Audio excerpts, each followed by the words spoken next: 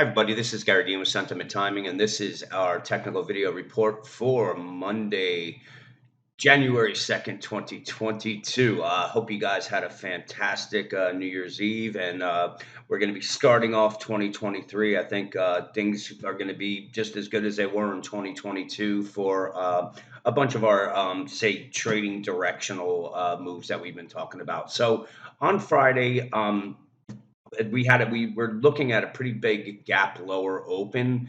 And what I said I wouldn't be surprised to see the bulls step in anywhere from the 3800 down to the 3780, and then at some point making a run. And that's pretty much exactly what happened. We had the S&P that was down something like 30 points, and we closed down just under 10 by the time the bell sounded.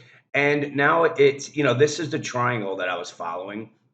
So we broke out of it, kind of did a back test of it. And now, if it's going to play out, we really should see the next move make it somewhere up into the 38.92 and possibly all the way up to the 39.70 before taking a break.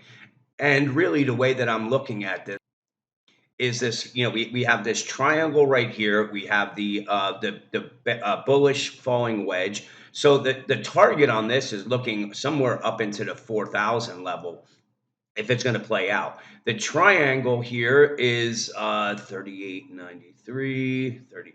So it's about 100 points above this level here, which gets us pretty close to where we're looking with the wedge. So I'm not really seeing anything that concerning about where we are. We've been doing some pretty good backing and filling, and then moving higher on it. So if the Bulls come out and try to start 2023 with some rallying, then I think the next resistance area we would have to watch is going to be right above that, right around this 38.86 level. If they get above that, we should see a reaction trade up to the 39.30.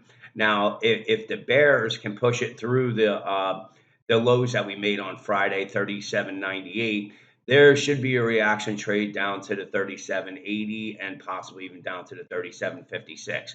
So those are really the lines in the sand. And just on a range part, this is the top, here's the bottom right here. So we're kind of trading within that. And what's going to happen is once it breaks out of this range is when we're probably going to start seeing upside targets. But if the Bears win, then we'll be taking out the lows. So short term, I'm still on the bull side here, but I'm really, I'm long term. I'm not right now. I think it's going to be very, very choppy market. I think we're going to see a lot of big moves up and down, and we just have to forecast when they're going to coming and when to take profits. So let's take a look at the 15-minute chart.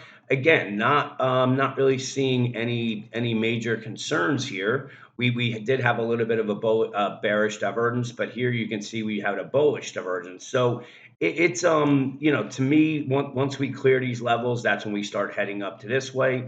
And again, if the Bears can push it through the support zone, then they're going to win the battle, and we'll be heading lower. So right now, let's just see what plays out. Like I said, there's not much really to go over on this. The anticipation is that we're going to get a move up somewhere up into these levels here. And if they don't, then we're just going to have to take our losses. But I think right now we're probably even on the trade right now from when we started it to where we are right now with layering in. And I'm okay with just doing 2/3 of a position. I'm not really going to be looking to add to this. I think that the next bigger move is going to be a swing trade to the downside, but we may still have some time before all that plays out. So let's see what happens tomorrow. Have a great day, and I'll talk to you guys in the morning.